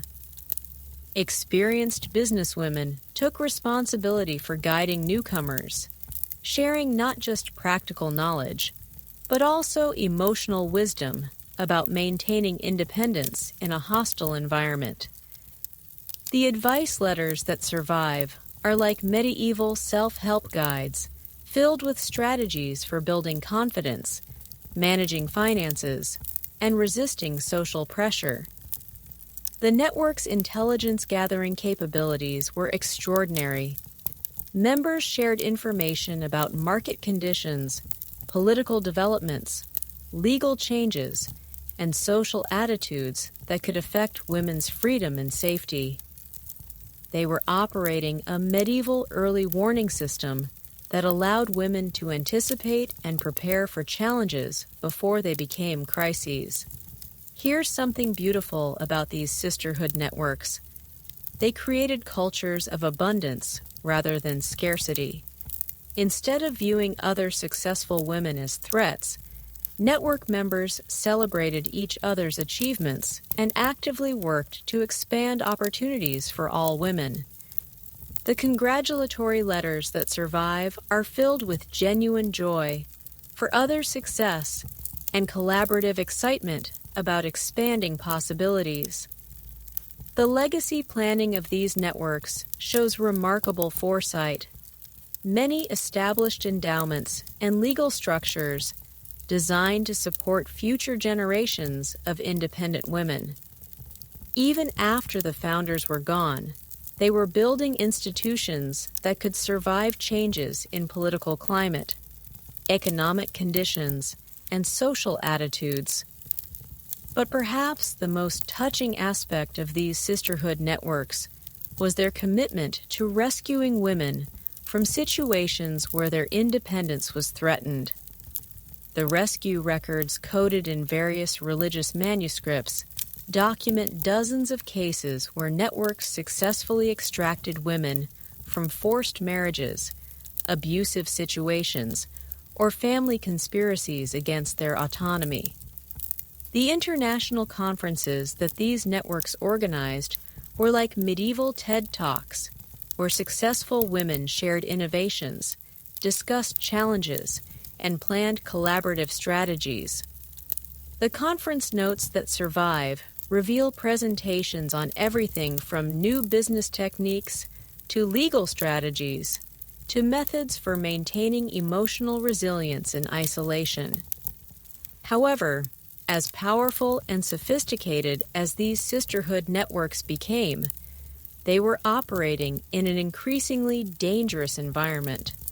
Because while women were building these remarkable support systems, social and religious authorities were developing their own systematic approaches to destroying female independence. The witch hunts that would soon sweep across Europe weren't random outbursts of religious hysteria. There were carefully orchestrated campaigns that specifically targeted the very networks and communities that had made female independence possible. Understanding this connection between successful women's organizations and the persecution that followed reveals the most chilling chapter in our story.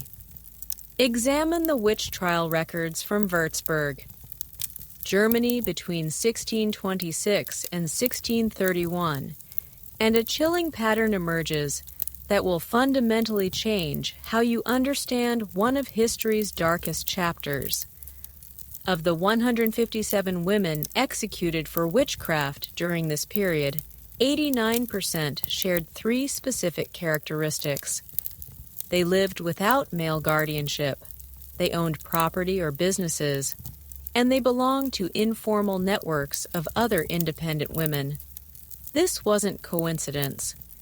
This was systematic elimination of female autonomy disguised as religious purification. Here's what'll absolutely horrify you about the witch hunt strategy. The persecutors specifically targeted the support networks we just explored.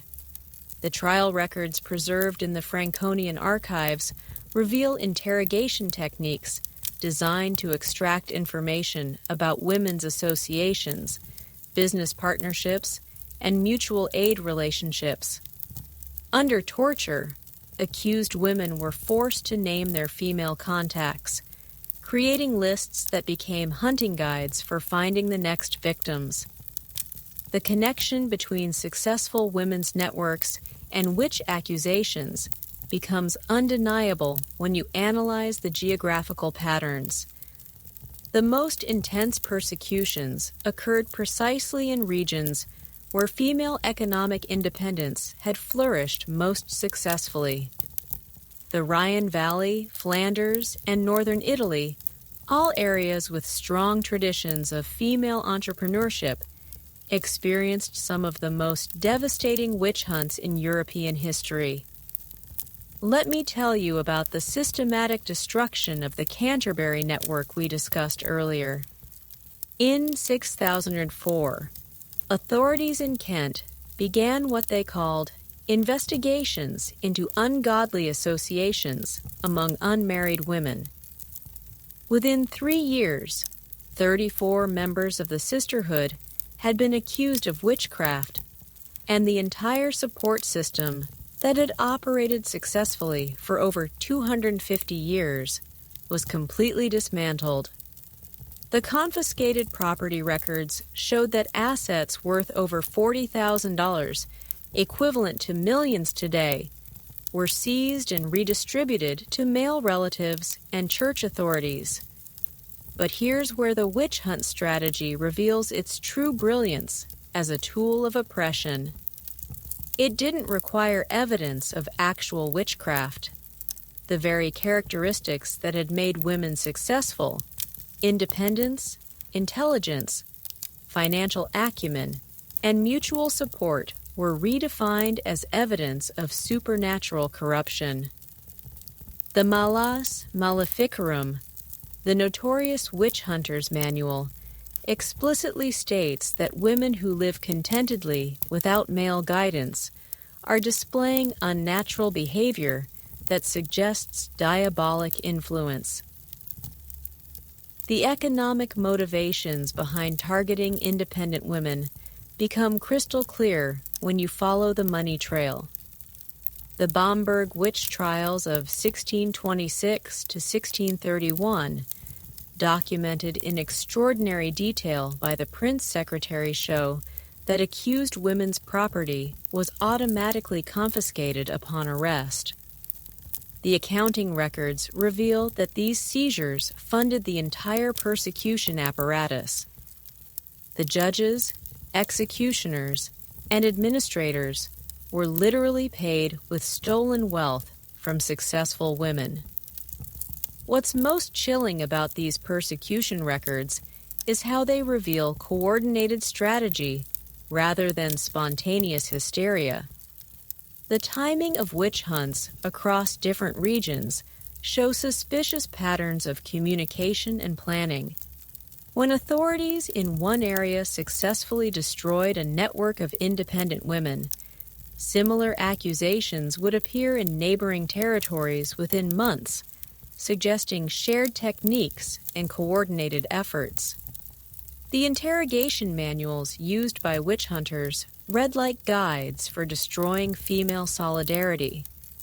They include specific questions designed to break apart women's support networks. Who taught you to read? Which women do you correspond with? Who provides you with business advice? Which women have you assisted financially?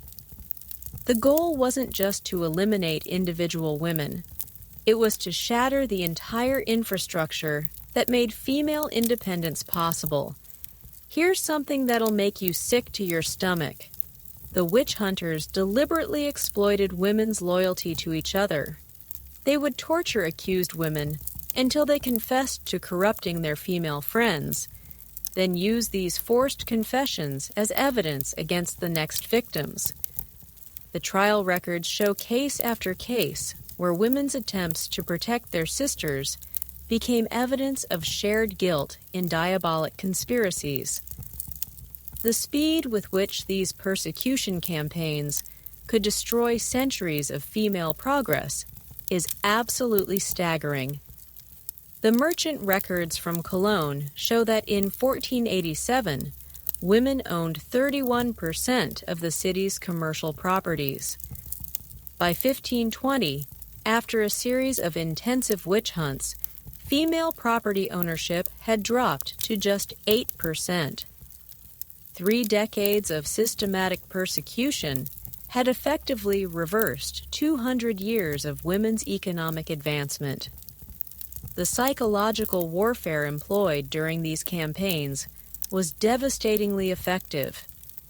Even women who were never formally accused often voluntarily dismantled their businesses, ended their female friendships, and sought male protection rather than risk being labeled as witches.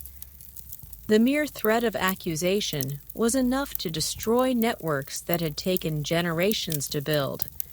What makes the witch hunt connection even more horrifying is how it reveals the deliberate nature of the persecution. These weren't random outbursts of religious mania. They were calculated campaigns with specific political and economic objectives. The correspondence between church authorities and secular leaders, preserved in various European archives, shows explicit discussions about using witchcraft accusations to restore proper order and eliminate dangerous independence among females.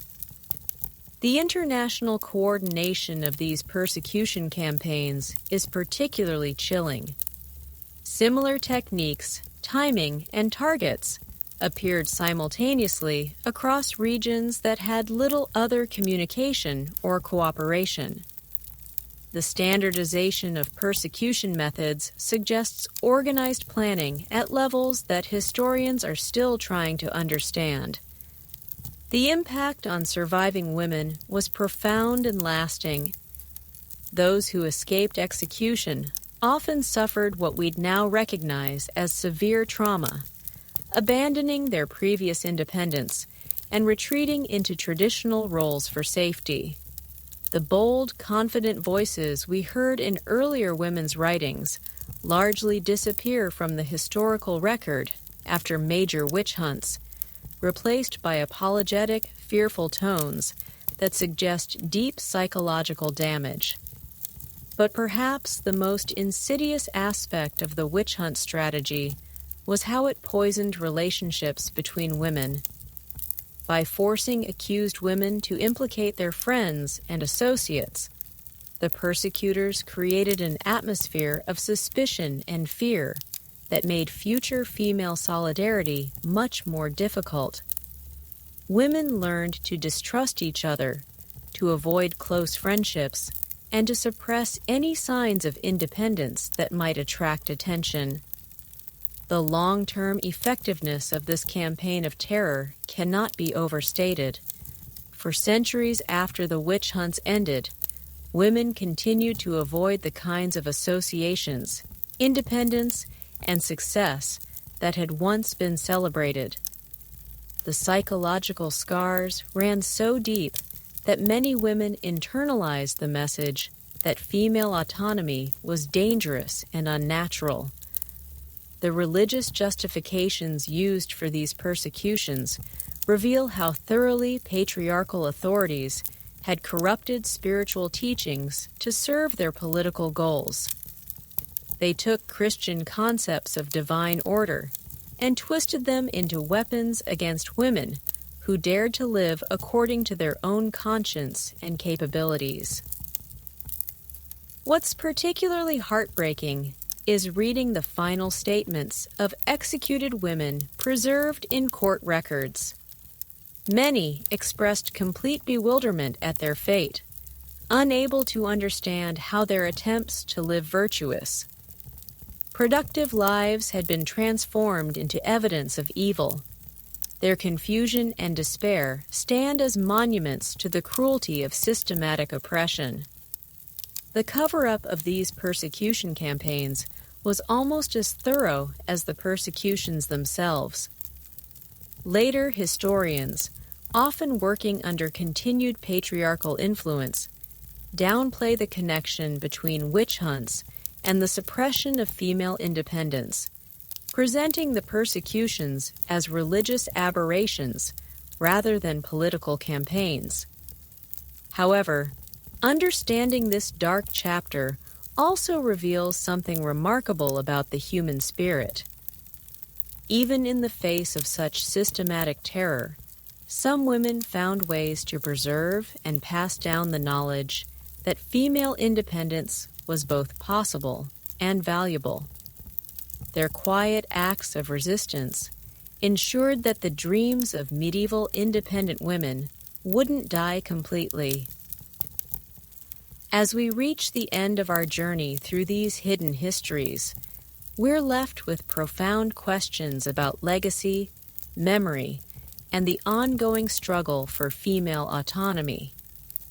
The lessons that these remarkable medieval women left us about independence, happiness, and the courage to live authentically remain as relevant today as they were 7 centuries ago.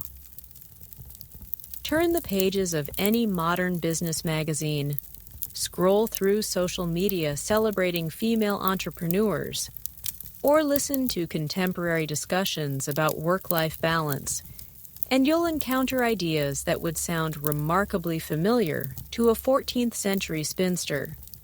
The strategies for financial independence, the approaches to networking and mutual support, the understanding that happiness comes from authentic choice rather than social conformity. These aren't modern innovations. They're rediscoveries of wisdom that remarkable medieval women figured out centuries ago. Here's what'll completely revolutionize how you think about women's progress. We didn't gradually evolve towards female independence. We lost it, and we're still trying to get it back. The medieval women we've met tonight achieved levels of economic autonomy, emotional satisfaction, and social influence that many women today are still fighting to attain. In some ways, a successful 14th century businesswoman had more practical freedom than a modern woman juggling career and family expectations. The psychological insights of medieval independent women remain startlingly relevant today. When Isabella de Clare wrote in 1389 that contentment flows not from being loved by others, but from loving oneself enough to choose a life that feels authentic. She was articulating concepts that modern therapy is still teaching people to understand. These women had figured out what we now call self-actualization centuries before psychology existed as a field. Their approaches to what we'd now call work-life integration were particularly sophisticated. Rather than seeing career and personal fulfillment as competing priorities, successful medieval women understood that meaningful work could be a source of joy, identity, and spiritual satisfaction. They didn't need to lean in because they had never leaned out. They had structured their entire lives around the understanding that productive work was a form of self-expression, not just economic necessity. The financial strategies developed by medieval women anticipated concepts that modern investment advisors are just beginning to appreciate. Their emphasis on diversification, international networking, mutual aid, and sustainable growth over rapid expansion created business models that were both profitable and emotionally satisfying. They understood something that modern hustle culture is still learning: that true success includes not just financial metrics, but also personal autonomy, meaningful relationships, and genuine contentment. What strikes me most about these medieval women is how they solved problems that we're still grappling with today. They created flexible work arrangements centuries before anyone talked about remote employment. They developed mutual support networks that provided both economic security and emotional nourishment. They figured out how to maintain friendships and community connections while pursuing ambitious professional goals. They had cracked codes that modern women are still trying to break. The resistance strategies these women developed remain remarkably applicable to contemporary challenges. When society pressured them to conform to limiting expectations, they found ways to pursue their goals while minimizing backlash. When systems were designed to exclude them, they created alternative structures. When they faced discrimination and gaslighting, they built communities of support and validation. Their approaches to navigating hostile environments offer timeless lessons about maintaining authenticity under pressure. Perhaps most importantly, these medieval women proved something that each generation of women seems to need to prove again: that female happiness and success aren't dependent on male approval or traditional family structures. They demonstrated that women are complete human beings, capable of creating rich, meaningful lives according to their own values and desires. This truth was so threatening that it required centuries of systematic suppression to obscure it.